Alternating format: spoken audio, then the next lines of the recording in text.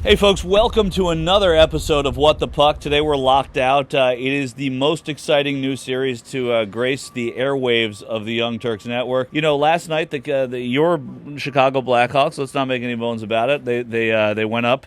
1-0 in the game. It was a tie game. Second period, fantastic goal. Fantastic goal in the second period.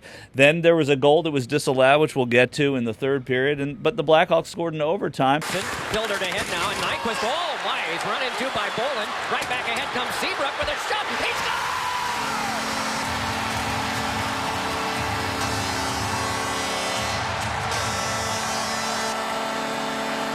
Seabrook, it was a great and lucky shot, but that's what you have to do. You put pucks to the net, especially in overtime. You're going to get the W. And man, they came back from 3-1 down. They went to 4-3. They won it, and now they go to play the Kings. They have home ice advantage. Rick, they did it. Pretty impressive stuff. Not only that, Michael. My initial thought with Jimmy Howard was, and I've said this, after Game 2.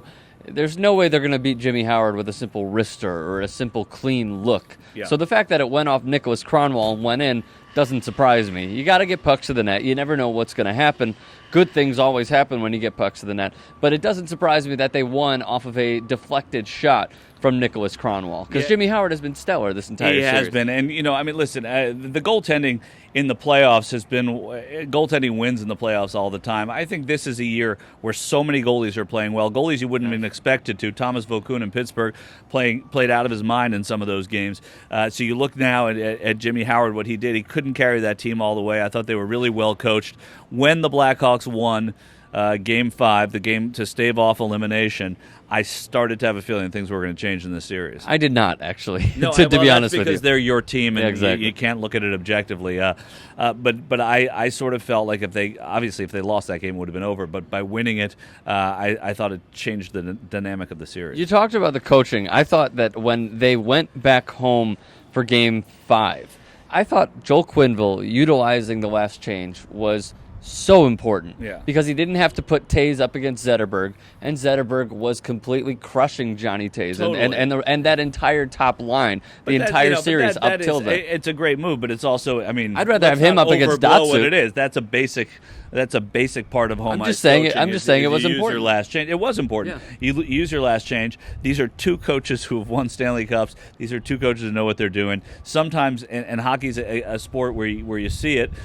You like to see two coaches out coaching each other. You see it in football a lot too when you see two coaches coach against each other. I don't know basketball that well, and managers are a little different in baseball because it's how they manage pitching staffs. We're talking What the Puck though. But we're on What the Puck here, so I couldn't care less about that. In college hockey, it's exciting to see too. But honestly, great coaching. And the Blackhawks proved a lot to me with this series. Like what? Well, they proved that when their big scorers aren't going the way you want the big scorers to, the other third and fourth liners, those guys pick up the pace and they can win a hockey game, or they can keep you in a hockey game. And the Blackhawks proved that you could actually do that. And I thought they were superb. Not only that, Michael Frolik, who was a third line guy, killing penalties. We've already disagreed on the Carlo Koliakovo slash. But he didn't do anything wrong on that play, and he scored a penalty shot. So it's not. It's. I'm just saying penalty killing, and the way that he's played throughout the entire series has shown me a lot. Because when they got him from Florida, he was with the Panthers. He showed me nothing. Right. And granted, those teams were somewhat decimated, and they underachieved. Michael Handzus. They picked up Michael Handzus at the trade deadline in a terribly unexciting move. The Blackhawks didn't do very much at the deadline.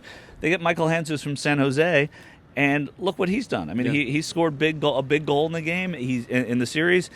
He's reliable. He hasn't been great, but he's winning faceoffs. He's reliable. He hasn't been bad. I'm sure he's a plus player in this series. Could be. Listen, those are small moves for Frolik and Handzus. They're not going to say, "Oh my God," the way the Rangers did with Rick Nash, and the Rangers are playing golf right now. So I think that's an important. Where do you think they're playing golf right now? Rye. Yeah. Westchester County Country. Well, they probably have people who are like members at Waikagill or places like that out there.